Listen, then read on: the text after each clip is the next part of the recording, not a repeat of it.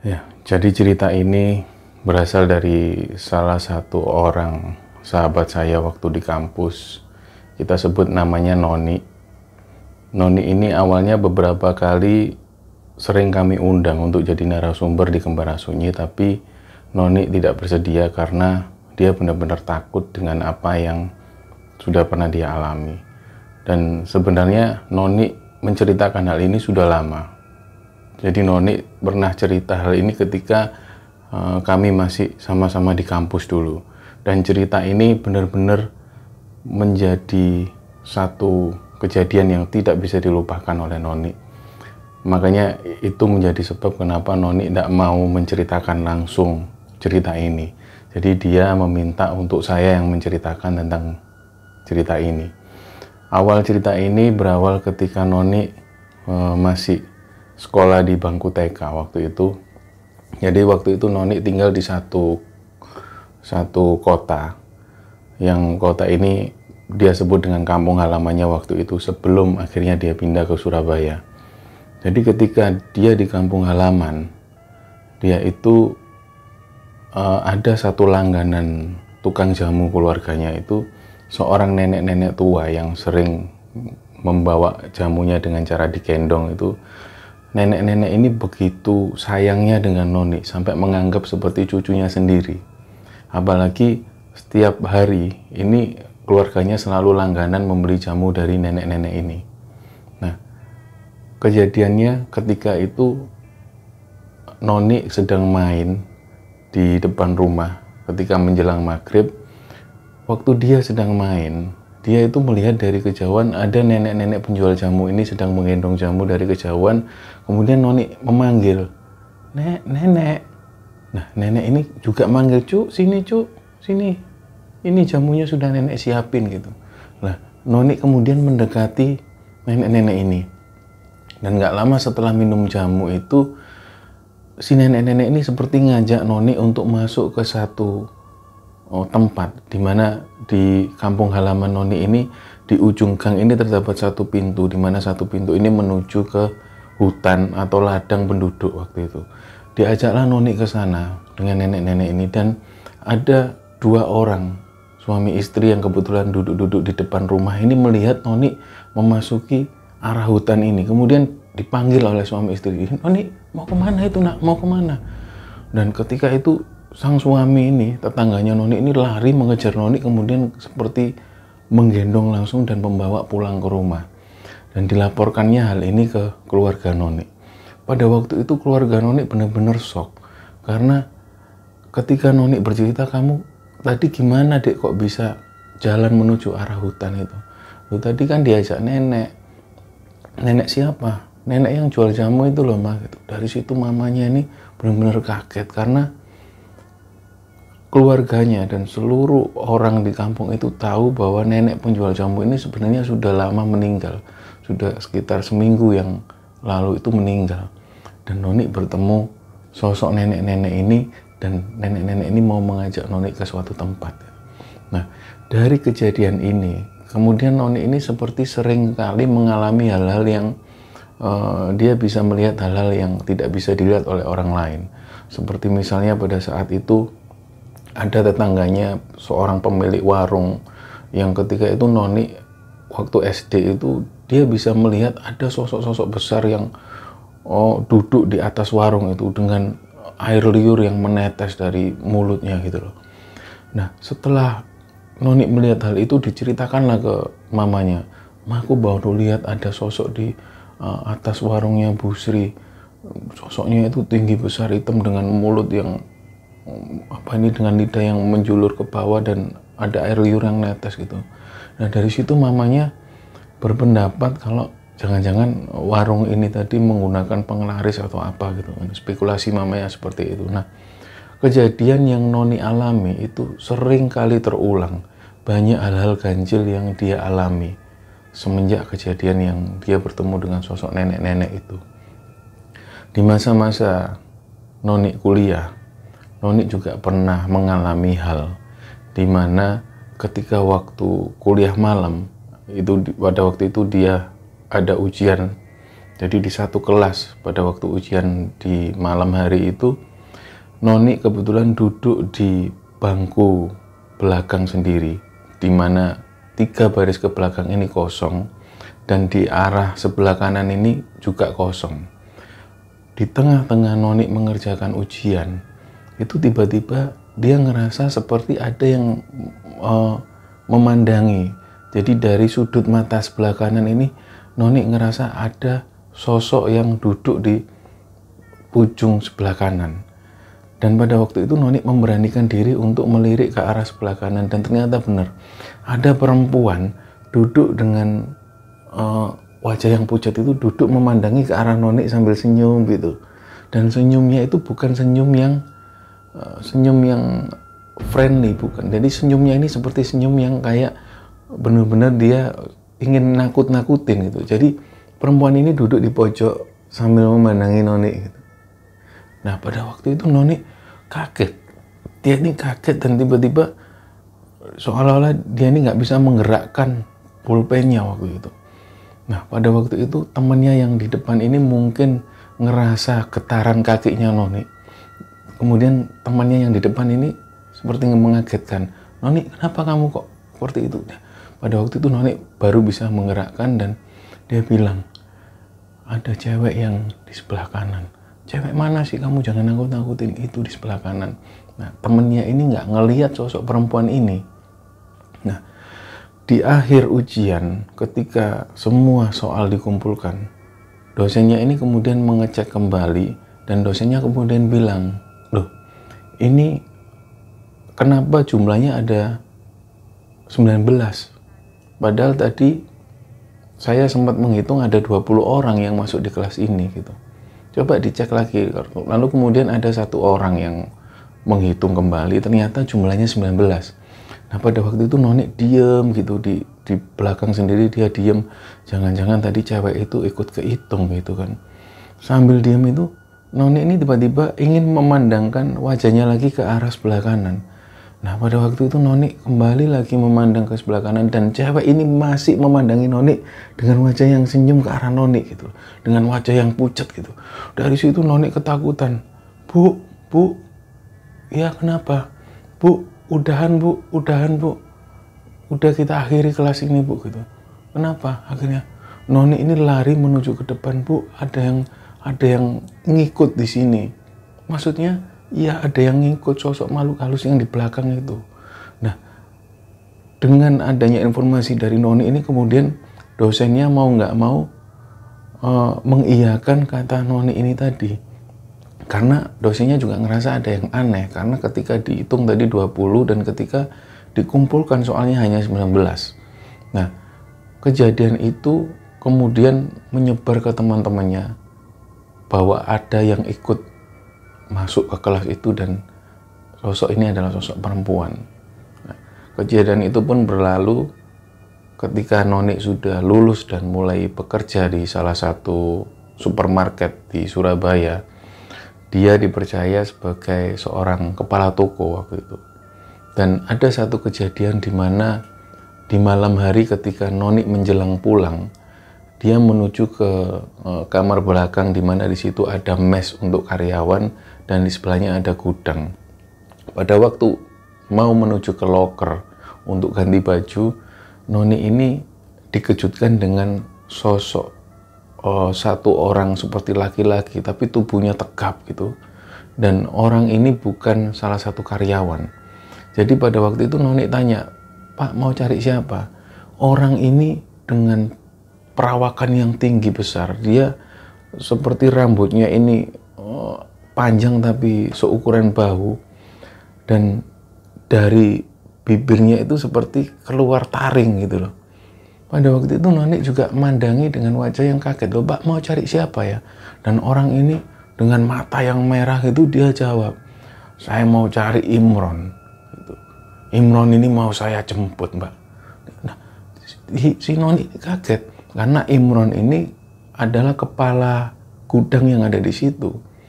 Nah, si Noni bilang, "Loh, Imron sudah pulang, Pak," gitu. Nah, si sosok laki-laki besar ini dengan wajah yang seperti marah gitu. Kemudian dia pergi gitu aja tanpa pamit. Pada waktu itu Noni ini juga bingung, ini orang siapa gitu kan. Dan keesokan harinya ada kabar dari keluarga Imron bahwa Imron itu pagi harinya meninggal dunia. Pada waktu itu Noni ini merasa, apakah ada hubungannya sosok laki-laki yang berdiri di depan mes karyawan ini ada hubungannya dengan meninggalnya Imron. Nah, banyak spekulasi yang beredar dari teman-teman bahwa Imron ini telah diguna-guna oleh orang yang tidak suka dengan Imron. Karena ada beberapa karyawan ini yang menginginkan jabatan yang diduduki Imron saat itu. Nah, jadi kejadian-kejadian ganjil yang dialami oleh Noni ini kemudian terus berlanjut sampai satu ketika kejadiannya ketika si Noni ini ada satu peristiwa di mana dia punya seorang tante yang awalnya memang tante ini bukan tante yang sebenarnya. Jadi tante ini adalah tetangga Noni ketika dulu di kampung halaman. Ini tante ini kita sebut Tante Susan namanya. Tante Susan ini begitu akrabnya dengan keluarga Noni dan sampai akhirnya dianggap keluarga sendiri oleh keluarga Noni, terutama oleh mamanya.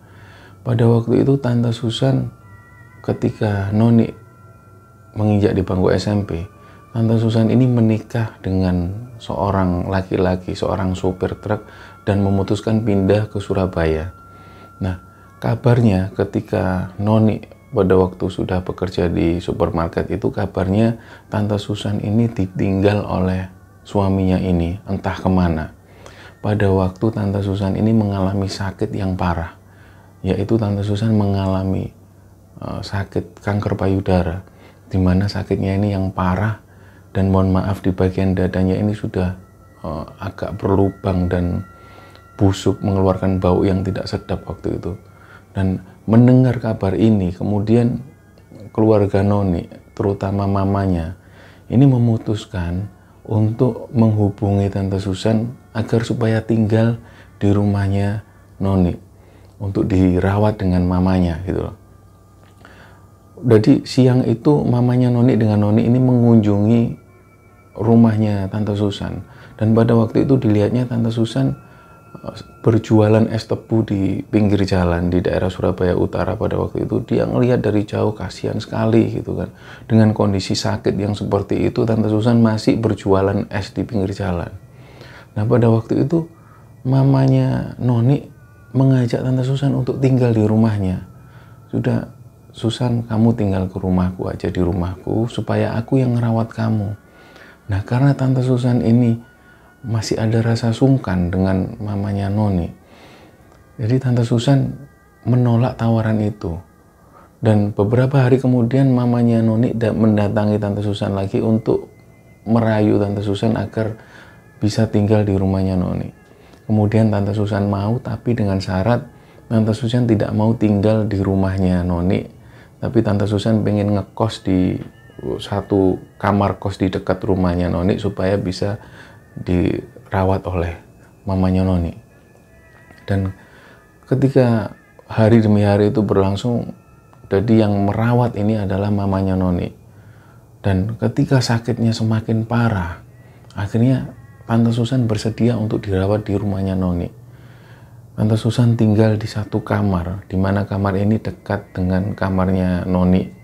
Dan ketika aktivitas malam, ketika Tante Noni mau ke toilet, ini pasti Susan ini, si Noni ini pasti mendengar. Jadi ketika Tante Susan berjalan menuju ke toilet, Tante Susan ini jalannya sudah agak susah dan selalu bersandar pada dinding-dinding menuju ke toilet. Dan ketika akan melewati toilet, ini Tante Susan selalu melewati kamar si Noni. Dan karena Noni ini tidurnya di lantai, Noni ini selalu bisa melihat aktivitas apa yang terjadi di luar pintu, karena bisa dilihat dari lubang pintu di bawah itu. Jadi ketika ada bayangan yang lewat, ini Noni langsung berinisiatif untuk membuka pintu dan membantu Tante Susan menuju ke toilet. Nah, pada waktu itu kondisi Tante Susan ini sudah benar-benar memprihatinkan. Apalagi Tante Susan ini notabene tidak mau untuk dirawat di rumah sakit. Karena tahun sebelumnya itu sudah pernah dirawat di rumah sakit dan Tante Susan itu merasa kesepian dan merasa ketakutan ketika berada di rumah sakit karena melihat banyaknya peralatan-peralatan medis yang ada di sana dan suasana rumah sakit ini yang membuat Tante Susan tidak mau dirawat di rumah sakit. Nah, jadi setiap malam aktivitas Tante Susan ini seringkali buang air kecil dan tidak mau manggil siapapun, tapi dia ini mencoba berjalan sendiri menuju ke toilet dengan jalan yang tertatih-tatih. Dan Noni ini setiap kali tahu ketika Tante Susan mau menuju ke toilet selalu memegang tembok dan memegang pintu kamarnya Noni untuk sebagai sandaran. Dan ketika itu juga pintunya dibuka dan diantarkanlah oleh Noni pada waktu itu. Nah, di samping fisiknya Tante Susan yang sudah mulai melemah, juga suara yang dimunculkan dari Tante Susan ini juga terkesan berat dan serak. Jadi seringkali kalau ngomong itu seringkali dengan nada yang serak. Non, tolong minum. Seperti itu suaranya. Jadi Noni dan mamanya ini sudah tahu kalau jam-jamnya tantenya pengen minum, pengen makan, supaya nggak terlalu mengeluarkan suara. Karena dilihatnya suara Tante Susan ini sudah mulai berat. Nah, pada suatu hari Tante Susan ini dapat informasi dari salah satu tetangga yang menginformasikan ada satu jamu yang harganya lumayan mahal, tapi jamu ini sudah terkenal bisa menyembuhkan penyakit yang diderita oleh Tante Susan. Nah, diinfokannya ke Tante Susan dan Tante Susan coba menyampaikan hal ini ke Noni karena dilihatnya Noni yang sudah punya penghasilan. Jadi sore itu dipanggillah si Noni. Non, tolong belikan jamu. Tante Susan bilang seperti itu. Dan Noni ini betul-betul prihatin dan ngelihat penampilan Tante Susan pada waktu itu dengan rambut yang sudah lama tidak keramas karena beliau sendiri tidak mau dimandikan, tidak mau dibersihkan, apalagi dengan bau yang menyengat keluar dari dadanya itu. Jadi Noni cuman bilang, iya jamu apa tuh? Jamunya ini disebutkan seperti itu. Dan kemudian Noni meminta informasi ke tetangganya itu, jamunya apa, beli di mana, dan diberilah jamu itu. Malamnya langsung diserahkan ke Tante Susan dan langsung diminum oleh Tante Susan. Nah, di malam itu ketika Noni tidur di lantai, di jam-jam yang biasanya sekitar jam 11:30 malam itu biasanya dia mendengar suara Tante Susan berjalan menuju ke toilet. malam itu Noni nggak mendengar sama sekali. Nah, Noni sempat berpikir, oh mungkin sudah kencing lebih dulu, atau mungkin jamunya sudah mulai bereaksi dan tante sudah nyaman gitu. Akhirnya si Noni tanpa berpikir panjang, ya wis, dia sudah mulai lega. Dan di pagi hari ketika sebelum adzan subuh, Noni ini mendengar suara jeritan mamanya dari arah kamar Tante Susan. Jadi mamanya menjerit, wah, seperti ketakutan gitu. Nah, pada waktu itu Noni kaget, kemudian langsung berlari menuju ke kamar Tante Susan dan dilihatnya itu mamanya nangis, menjerit. Dan ketika dibuka kamarnya itu, Noni melihat posisi Tante Susan ini yang sudah kaku dengan mata yang mendelik melotot gitu, dengan mulut yang sudah berbusa gitu. Jadi pada saat itu Tante Susan ini sudah meninggal. Nah, ketika itu paniklah satu keluarga ini, satu rumah panik, dipanggilnya keluarga, kemudian dari pihak rumah sakit ada ambulan yang datang dan dipastikan lagi oleh dokter Tante Susan ini sudah meninggal. Dan disinyalir ada yang dari jamu ini tadi, ada yang tidak tawar, dari mungkin ada alergi atau apa yang menyebabkan beliau akhirnya meninggal dengan posisi yang kaku seperti itu. Nah, karena Tante Susan ini sudah tidak punya keluarga, akhirnya dari keluarga Noni kemudian mengurusi urusan jenazahnya dan dimakamkan di pemakaman di dekat situ. Malam harinya masih belum terjadi keganjilan apa-apa. Tapi beberapa hari setelah itu, kemungkinan 4 hari setelah meninggalnya Tante Susan itu, ketika Noni pulang dari kerja dan memutuskan langsung tidur, seperti biasa si Noni ini tidur di lantai karena cuaca Surabaya yang cenderung panas dan hanya bermodalkan kipas angin. Pada waktu itu Noni tidur di bawah dan langsung menghadap ke arah pintu, di mana pintu ini di bawah celahnya masih ada celah di mana dia bisa melihat ke arah luar gitu. Pada waktu itu sekitar jam 12 malam, Noni ini nggak tahu kenapa tiba-tiba dia terbangun dan matanya terbuka. Dia itu ngelihat seperti ada bayangan yang berjalan dan ada seperti tangan yang meraba ke arah tembok dan pintu. Itu persis seperti apa yang dilakukan oleh Tante Susan pada waktu Tante Susan masih hidup. Pada waktu itu karena Noni sudah tahu bahwa Tante Susan ini sudah meninggal, Noni tidak berani untuk membuka pintu. Karena Noni yakin ini ada yang gak beres dan ini pasti bukan mamaku, bukan siapa-siapa. Nah, pada waktu Noni posisi melihat terus ke arah bawah itu, dilihatnya sosok bayangan ini tidak juga pergi dari depan pintu. Dan ketika semakin diperhatikan, gagang pintu ini seperti dibuka. Klak. Nah, pada waktu itu Noni semakin gemetaran, dan kalau kata orang-orang ini seperti tindihan atau rep-repan. Dia nggak bisa menggerakkan badan sama sekali. Dan pintu ini semakin terbuka, itu dilihatnya ada sosok seperti Tante Susan dengan rambut yang terurai gitu. Seperti dia bilang, tolong nak, tolong, dengan suara yang serak-serak seperti itu. Dan lagi-lagi Noni ini nggak bisa menggerakkan badannya sama sekali. Jadi dia hanya bisa melihat sosok itu masuk ke arah pintu. Dan dia nggak bisa menggerakkan badan sama sekali. Dia hanya melihat ke arah sosok ini. Dan kejadian itu berlangsung sekitar beberapa detik. Kemudian dia coba menggerakkan badannya. Kemudian sosok ini seperti menghilang. Dan malam itu juga si Noni ini lari menuju kamar mamanya dan membangunkan mamanya. Dan dia cerita tentang kejadian yang baru dia alami. Pada waktu itu mamanya coba meyakinkan atau coba meredam rasa takut si Noni ini. Jadi mamanya bilang, mungkin kamu teringat sama Tante Susan, jadi kamu seperti melihat sosok Tante Susan. Nah, Noni meyakinkan lagi, enggak Ma, aku yakin yang aku lihat ini sosok seperti Tante Susan, mirip sekali. Dan dia ini seperti minta tolong ke aku gitu. Nah, kejadian itu yang membuat Noni ini semakin takut kalau tidur di malam hari.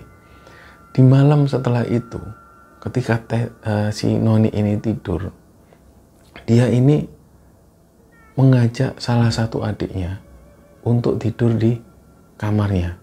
Karena takutnya malam itu akan terjadi hal-hal yang seperti itu lagi. Dan ternyata benar, ketika Noni tidur, di sampingnya ada adiknya, si Noni sengaja untuk nggak menghadapkan wajahnya ke arah pintu. Tapi dia menghadapkan wajahnya ke arah tembok. Dan sekitar jam 12 malam, lagi-lagi terdengar seperti suara orang yang berjalan dan tangannya seperti memegang ke arah tembok. Jadi benar-benar persis. Jadi Noni ini ngerasa bahwa aduh datang lagi. Jadi benar-benar dia ini tahu kalau ada yang mau datang. Dan ternyata benar dari arah pintu terdengar suara gagang pintu yang kebuka. Cekrek, kriek. Dan Noni pada saat itu tidak berani melihat sama sekali. Dan Noni ngerasa kalau sosok ini masuk ke arah kamarnya Noni dan mendekat ke arah Noni. Jadi pada waktu itu sosok ini seperti duduk di atas kursi, di mana kursi ini menghadap ke arah cermin yang biasanya Noni naruh alat-alat make up di situ. Dan pada waktu itu Noni mendengar persis suara-suara benda yang seperti digerakkan. Jadi seperti suara lipstik yang seperti sengaja dijatuhkan, kelodak. Suara benda-benda seperti bedak dijatuhkan, kelodak gitu. Dari situ Noni ini gemetaran dan gak bisa gerak sama sekali. Dia berusaha menggerakkan tangannya supaya adiknya ini terbangun. Dan dia seperti orang yang ketindihan dan gak bisa menggerakkan badannya. Semakin digerakkan kemudian bisa menyentuh tubuh adiknya itu. Kemudian adiknya baru terbangun. Kak, bangun kak, kenapa kak? Dari situlah si Noni sudah bisa bergerak lagi dan dia cerita ke adiknya kalau ada sosok perempuan ini yang datang. Dan benar-benar pintunya ini benar-benar kebuka. Dan dilihatnya di atas meja make up ini, barang-barang ini benar-benar jatuh di lantai. Seperti ada yang menjatuhkan. Dari situ dia cerita lagi ke mamanya. Kalau setiap malam ini ada sosok yang mengganggu. Dan si Noni bisa memastikan itu seperti Tante Susan, Ma. Mamanya seperti nggak percaya. Nggak mungkin, nak. Tante Susan ini sudah meninggal. Mana mungkin dia datang lagi terus menghantui kamu seperti ini. Tapi iya mah benar, itu sosok Tante Susan. Nah, akhirnya malam selanjutnya mamanya ini berinisiatif untuk ya sudah malam ini kita tidur bareng di ruang tengah. Supaya nanti kalau ada kejadian yang semacam itu mama bisa tahu persis gitu. Nah, jadi di situ digelarlah satu karpet gitu, dimana di situ tidur ada mamanya Noni, ada adik-adiknya 2 dan bapaknya tidur di atas sofa pada waktu itu. Di situ kebetulan di atas meja ada kipas angin meja, dimana kipas angin meja ini yang berputar ke arah kanan kiri seperti itu. Dan sekitar jam 12 malam lagi, sekitar jam seperti itu, Noni ini mendengar ada lagi yang datang. Dan entah kenapa dia ini selalu merasa kalau ketika sosok ini datang, dia ini pasti ngerasa. Jadi ketika dia tidur, dia ngerasa, aduh, dia ini datang lagi. Jadi dari arah kamar Tante Susan ini keluar sosok yang perempuan. Dia berjalan pelan, ya sambil memegang tembok dan seperti bersandar menyandarkan badannya itu. Dia dan mendekati ke arah kipas angin ini tadi. Jadi kipas angin yang awalnya bergerak ini tiba-tiba berhenti seperti tertahan oleh badan seseorang yang sedang berdiri di situ. Jadi kipas angin ini nggak bisa bergerak. Dan si Noni yakin ini sosok ini berdiri persis di sebelah kipas angin. Jadi pada waktu itu Noni nggak berani menggerakkan ke arah kipas angin itu karena dia ngerasa disitulah sosok itu berdiri. Dan kipas angin ini benar-benar nggak bisa berputar karena seperti tertahan oleh orang. Nah, dari situlah Noni ini nangis Karena nggak bisa menggerakkan badannya, dia ini nangis. Dan ketika Noni ini nangis, sosok perempuan ini juga nangis. Di samping itu yang kipas ini juga nggak bisa bergerak. Jadi pada saat perempuan ini nangis, si Noni ini semakin nangis karena ketakutan. Dan pada saat tangisan si Noni ini semakin keras, mamanya ini terbangun dan membangunkan Noni. Dek, kenapa dek? Kenapa dek? Noni cerita, mah, itu mah. Dan ketika Noni melihat ke arah kipas angin, sosok ini sudah nggak ada. Kamu ini kenapa? Tadi tuh ada sosok perempuan ini datang lagi, mah. Dia benar-benar berdiri persis di sebelah kipas angin. Sampai kipas angin yang tadinya gerak secara normal, ini tiba-tiba nggak bisa gerak. Seperti itu. Nah, mamanya ini kemudian karena kejadian ini berulang-ulang dialami oleh Noni, akhirnya mamanya ini memanggil salah satu tetangganya yang seorang ustadz. Kemudian dia datang dan ustadz ini kemudian seperti menjelaskan bahwa kemungkinan ini adalah jin korin yang sosoknya ini menyerupai Tante Susan. Dia ini benar-benar ingin mengganggu keluarga yang ada di sini. Dan kebetulan sosok Noni ini dia ini sensitif dengan hal-hal yang seperti itu. Jadi seolah-olah sosok jin korin ini tahu kalau si Noni ini sensitif dengan hal-hal seperti itu. Jadi dia ini benar-benar berusaha mengganggu atau menakuti sosok Noni ini tadi. Nah, coba Noni besok setelah baca doa jangan takut dengan sosok ini. Coba dilawan. Jadi ketika mungkin nanti sosok ini datang, coba dilihat sambil dilawan, sambil dibacakan sesuatu atau dilawan, kamu jangan ganggu. Coba seperti itu. Nah, dengan arahan Ustadz ini akhirnya di malam kemudian benar terjadi ketika mereka tidur lagi bareng-bareng di ruang tengah. Ini sosok ini kemudian datang lagi, berjalan lagi, dan lagi-lagi Noni ini tahu kalau ini datang lagi sosok ini. Dia datang lagi ini. Jadi benar-benar langkah kakinya ini terdengar. Dari seperti tangannya yang memegang tembok. Nah, Noni ini benar-benar dengar banget suara ini. Dan sosok ini tiba-tiba berjalan menuju ke arah depan di mana Noni ini memalingkan wajahnya. Jadi seolah sosok ini ingin memperlihatkan sosoknya di depan Noni. Dan benar ketika semakin mendekat, dia ini seperti jalan persis di depan Noni. Dan tiba-tiba kepalanya ini seperti diarahkan ke arah Noni. Jadi seperti sosok ini kemudian seperti noleh gini. Dan pada waktu itu Noni kaget dan mau menangis pada waktu itu. Dan badannya nggak bisa digerakkan. Tapi dia benar-benar teringat kata Ustadz kemarin itu, dia coba dilawan. Pada waktu dia coba ngelawan.